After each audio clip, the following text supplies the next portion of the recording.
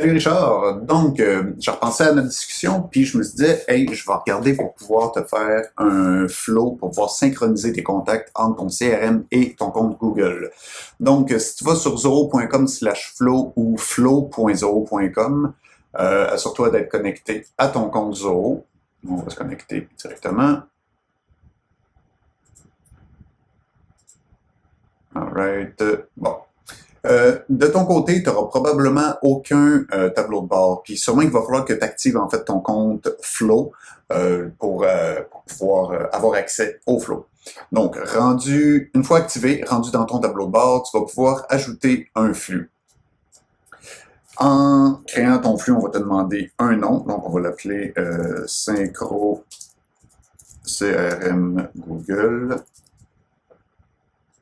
On va créer le flow. Là, on va te demander qu'est-ce qui va déclencher ce flow-là. Dans notre cas, ça va être une application, donc une action qui va arriver directement dans le CRM. La source du déclenchement, je vais rechercher CRM, on va sélectionner Zoho CRM et on fait suivant. Le déclencheur maintenant, qu'est-ce qui se passe dans Zoho CRM? Qu'est-ce qu'on veut qui déclenche le flow? On le veut quand il y a un nouveau contact qui a été créé. On fait suivant. Ici, il va falloir que tu crées une connexion. On va le faire ensemble. Donc, la connexion, c'est justement pour pouvoir connecter le flow au CRM. On va l'appeler CRM Connexion. Alors, on peut aller sélectionner seulement les déclencheurs qu'on veut que cette connexion-là ait accès. Par exemple, si jamais tu veux faire plusieurs flows, tu peux aller donner des droits de façon plus granulaire au lieu d'y aller plus générique. Sinon, tu peux utiliser la même connexion puis qu'elle a déjà accès à tout. Moi, je vais faire ça pour l'instant. Donc, on autorise le Zoho Flow. Maintenant, on va avoir la fenêtre qui demande d'aller confirmer l'autorisation pour que Flow puisse avoir accès à ton compte Zoho CRM. Un coup que c'est fait, c'est tout ce qu'il y a à faire. On fait effectuer. Et maintenant, on a le bloc New Contact, puis on va plutôt l'appeler Contact créé. Maintenant, un coup que le flow débute, qu'est-ce qu'on veut qu'il se passe après? On va aller dans Application ici, on va rechercher Google. Google Contact est juste là. On clique sur la flèche et on peut aller chercher Create Contact. Donc, ici, même chose, il faut créer une connexion pour avoir accès à ton compte Google, pour pouvoir aller y créer un contact. Même concept ici, on peut donner des droits de façon plus granulaire ou on peut donner un accès à tout. Dans mon cas, moi, je veux juste qu'il y ait accès à créer un contact sans rien d'autre. Donc, je vais ici dans uniquement les déclencheurs et applications, actions spécifiques et Create Contact. J'autorise la connexion. Même chose, on va me demander soit de me connecter à Google si on ne l'est pas déjà ou de sélectionner le bon compte. Et ça, on lui donne l'autorisation de venir créer un contact. Et c'est ici que la magie se passe. Donc, dans la section de gauche, ça, c'est tous les champs qu'il y a chez Google. Donc, on veut utiliser les champs qu'on a dans le CRM pour les insérer dans un nouveau contact Google. Pour ça, on vient sélectionner, mettons, ici, si tu as des labels dans ton compte Google, tu peux en choisir un, mais c'est pas obligatoire. Le prénom, on sélectionne prénom.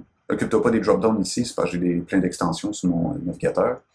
Donc, pour le prénom, ici, on va aller chercher dans Contact créé. Ça, c'est le bloc qui est associé à l'événement du CRM. On va aller chercher le prénom.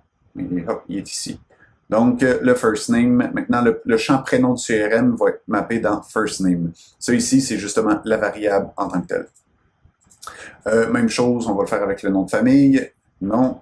Après ça, on s'en va, je ne sais pas, mettons dans email address, on va aller chercher email, le home phone ou mettons le mobile phone, dépendamment comment tu structures tes informations. Le mobile phone, dans mon cas ici, c'est le portable. Puis on peut descendre puis aller mettre les adresses si jamais tu rentres vraiment toutes ces informations-là.